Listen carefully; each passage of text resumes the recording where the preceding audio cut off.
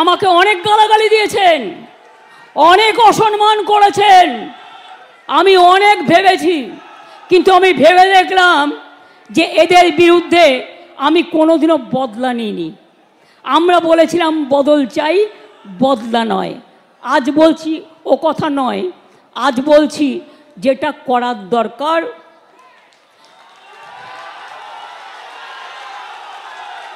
সেটা আপনারা ভালো বুঝে করবেন। আমি অশান্তি চাই না, কিন্তু উৎসব প্রচার চক্রান্ত করে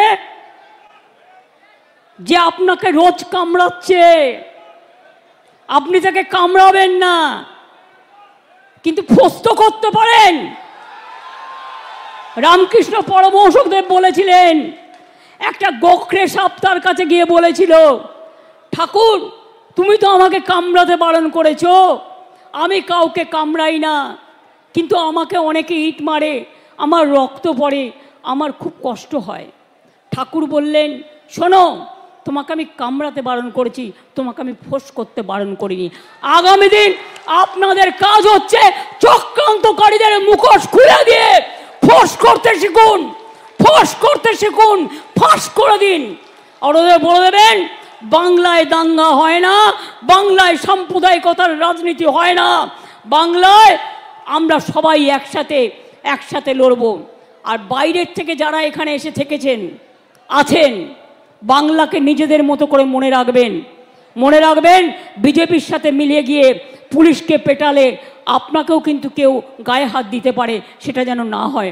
আমি কাউকে গায়ে হাত দিতে বলবো না, আমি কোনো মৃত্যু চাই না, আমি কোনো দুঃখ চাই না। আপনাদেরও মনে রাখতে হবে, বাংলায় থাকতে গেলে বাংলাকে ভালোবেসে থাকতে হবে।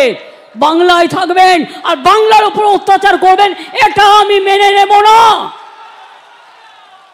এত দুর্বল ভাবার কোনো জায়গা নেই।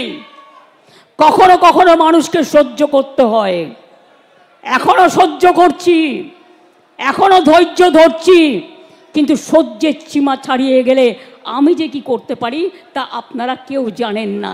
তার কারণ I am the product of the movement.